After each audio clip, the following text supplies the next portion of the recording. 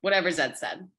For the first time he arrived at the house without her accompaniment, Henry took on the prospect of stairs. He was clutching onto the handrail with an earnest need as his second wife was clutching onto the collar of a neighbor. He whispered curses under his breath, lamenting the decline of his health ever since handing over his company to his eldest son. At the very same time, different curses were whispered by the unsuspecting pair in the western wing bedroom. It was a large room that would have been naturally lit by the windows that coated the walls if it weren't for the willow tree that had grown so tall and wide that its branches spread to block all light. The pale green walls were intended to be bright, welcoming, yet all those stipple-filled shadows clouded any of those ideas. The idea to move up here was Michelle's idea. She needed a space, a slew of rooms. She used to be a suburban secretary. Now she was Michelle with her very own western wing bedroom and closet and bathroom and office. Henry had met her years ago, and she had laid in waiting for him while she kept him laid in his loveless marriage.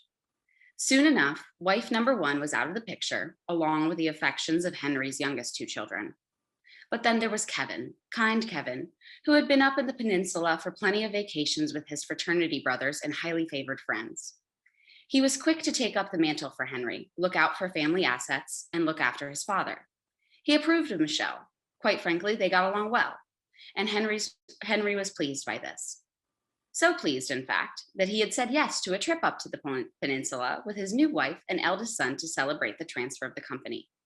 After the champagne was popped and they walked throughout the small seaside town, Michelle found herself awestruck from the sight that lay ahead of her. It was the perfect home. Pristine white siding, freshly painted shutters, a wrapping porch, only to be completed by the willow tree that swayed next to it. It was perfect, all that she had envisioned for the day that she had a husband and home to call her own. The men by her side were captured too, taken by the dream that they could have a little piece of the peninsula. There was one problem, a crotchety old man who went by Zed, who owned the shack next to it. Kevin, kind Kevin, approached him and asked who owned the house, so strung out on his own sense of wealth that he was ready to make an offer right then and there. Zed presented the deed and was open to the offer, but didn't let up on his insistence in staying in the small shack that was just beyond the main yard. Henry's eldest son gave his father a wavering look, almost as if to say, "This guy, really? You want him as your neighbor?" Henry said he'd think about it, and the newfound family were on their way. Except Michelle couldn't stop thinking about the place. It was a far cry from what Michelle had made available to her. And because of that, she cried all night long.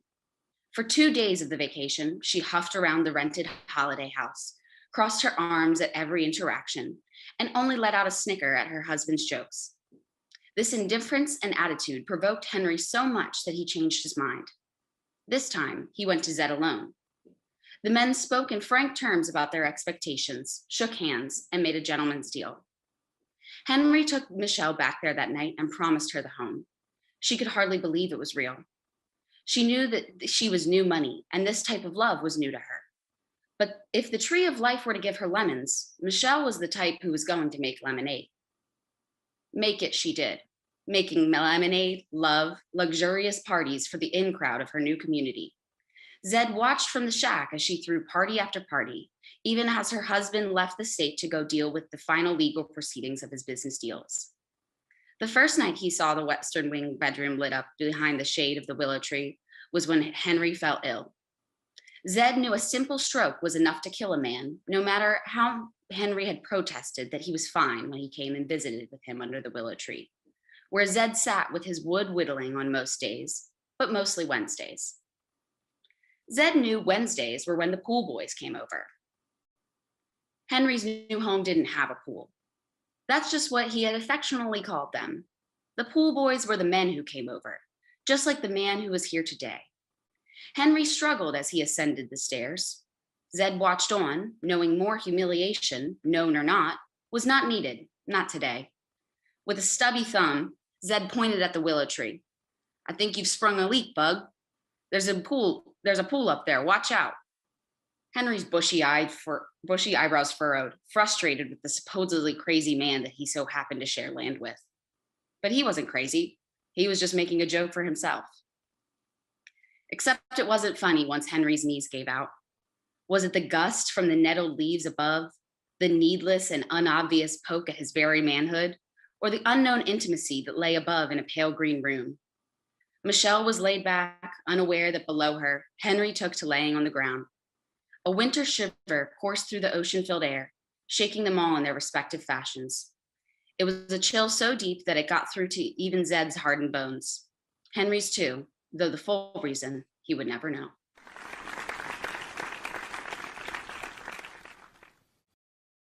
Lessons in laundry. Of all the places Tripp thought he might end up in life, the bottom of a dirty clothes hamper was not one of them. Then again, he hadn't anticipated being 6 inches tall at any point in that life either, so the day was full of surprises.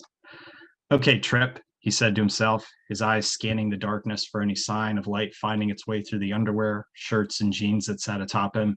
It's now or never. What was the reversing spell? The fact that he couldn't remember it was surprising. He'd read that old magic book countless times, though always in his head, not aloud, and had practically memorized the dozens of incantations and pictures that filled its pages. Even before he owned the book, when it sat in a locked safe under his grandpa's desk and saw daylight only with the supervision of the old man, Tripp could have likely been effective enough to turn his cat into a dog or his sister into a mouse, or perhaps worse. Who can tell with that old magic? Tripp shifted his weight slightly, still unsure of whether he was facing up toward the top of the hamper or down toward its bottom. All he knew was that the weight of those clothes was getting heavier, and the air he was breathing was taking on the humidity of his saliva. He heard a creak, faint, likely from a footstep down the hall from his bedroom. That third board never settled. Could someone be in the house? Someone who could save him from this coffin of clothing? Help, he cried. Help me. Mom, Dad, Brenda, help me. Nothing else. Likely just the house settling. After all, hadn't he decided to pull the book out of its hiding place specifically because no one would be home for the afternoon? I'm doomed, he thought. Even if I do somehow make it out of here, my parents are going to kill me when they find out what I've done. A click, almost just outside the hamper. Could it be his savior? Suddenly, Tripp's whole body was shaking. His ground, his sky, his entire surroundings were shifting, moving, turning. Help, he cried again, realizing someone was reaching into the hamper. Someone would find him and save him. A flash of light as the jeans were lifted away. Tripp was blinded by the sunlight pouring through his window. He held his hands up to his face, then slowly pulled them away as his eyes adjusted, and just in time to see a black, wet nose atop countless sharp teeth, white teeth hurtling at him. He rolled, his body avoiding the snap of incisors around his body, but was not quick enough for his loose shirt to be caught in their clench. And then he was up, pulled into the air, unable to wriggle free from Jasper's grasp. Jasper! Down, boy, put me down, he screamed, his arms and legs flailing as his dog began to shake his new toy. The world was spinning. It was only a matter of time, Tripp realized, before Jasper chomped down on his owner. And then it happened. The words came to him, an image in his mind, so clear that he was saying the words before he even knew why. Incant ye foxes, monto una felinis, with what he could only assume was his last breath. And then he was airborne. Flying across the room, Tripp looked back to see a cat with wide eyes standing where Jasper had been just moments before. It let out a loud hiss before taking off out of the room, skidding into the doorframe before disappearing down the hall. Tripp hit the ground hard, his shoulder taking the brunt of the impact before rolling butter over biscuits, stopping only because of unusual crease that hindered the rest of the rolls he had left. And as he gathered his bearings, he looked down at the ground, at that familiar text, the well-worn paper of his grandpa's book. Thank God, he cried, standing up slowly, uneasily on his 2 little feet, his 6-inch body bruised but not broken. And there it was, in lettering almost as large as he was tall, the spell he needed. Menios mino bor giganteus. He didn't know how long his eyes were closed or how long he'd been lying there, but when he lifted his arms to see all 10 fingers, looked down to see both legs and feet, and a book of typical size beside him, he knew he was back to normal. The next thing he saw was his mother standing in his doorway, her arms crossed, her eyes almost black and almost as frightening as the scowl on her face. Tripp, she rasped. What have you been up to? Mom, I swear I just wanted to look, he started, but was unable to finish his sentence before his mother released a stream of unintelligible words Tripp had not seen in that book, but had heard when his dad had broken his hand in an unfortunate picture hanging accident. She grabbed the book off the floor, slamming it shut while walking toward his door. Before turning, she said, I'd better not find out that you've been casting any spells while we've been gone. Trip sighed, then chuckled. Don't worry, Mom. I'm over the magic stuff. Grandpa always said it wasn't to be messed with, and I believe him. His mom glared at him, allowing a smirk to cross her face, and then she turned and then walked out of the room. Phew, Trip let out a breath. Close one, though the relief was short-lived. Trip! What the hell did you do to Jasper?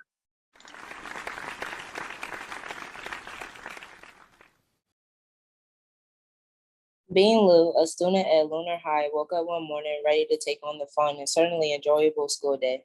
Starting off with the usual routine of brushing her teeth, showering, and the best part, eating. As she was eating, she rushed to do her homework, finishing up all she could and putting it on the counter. She was as enthusiastic about school as she was about her vegetables, and she hated vegetables.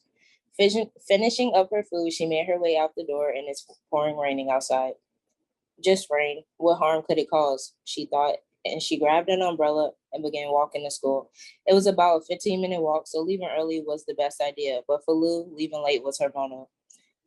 It's so displeasing out here. Who even enjoys rain? As she walks through the hard pouring rain that crashes down like a kid coming off a sugar rush.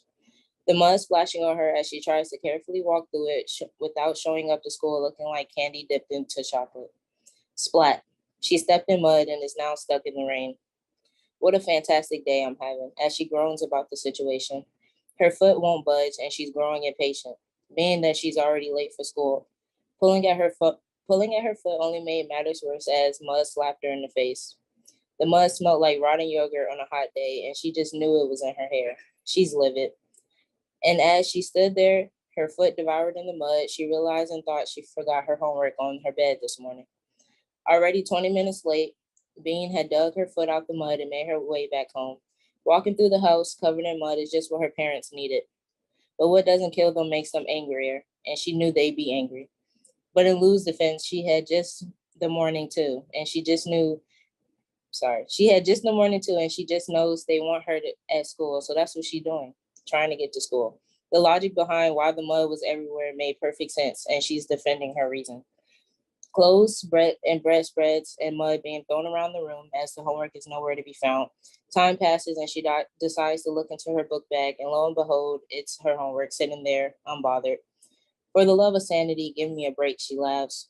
With no time to look at the homework, she dashed out the door, slipping and sliding on her way out, with the only thing on her mind, and that was to get to school. She had everything, her phone, keys, homework, and her sanity from this long morning. I made it. Lou ran through the doors into her first class, ecstatic that she is finally at school. As she's rummaging through her book bag for her homework, the teacher calls on her to bring it up. There's no homework in sight. The papers are scribbles she'd drawn from the other day when Miss Longwood, her first block English teacher, was going on about who knows what. Being Lou was fed up with the day. Instead of listening to the teacher, she walked out and went home. As she walked through the doors, all she heard was Bean and Lou. Of course, it's her mom yelling about all the mud. But instead of answering, she goes into her room and says to herself, of course, today's Monday. As she gets into bed and goes under the covers, today has been a rough week, so let's try again never. And Lou is out like a light, the best part of her day.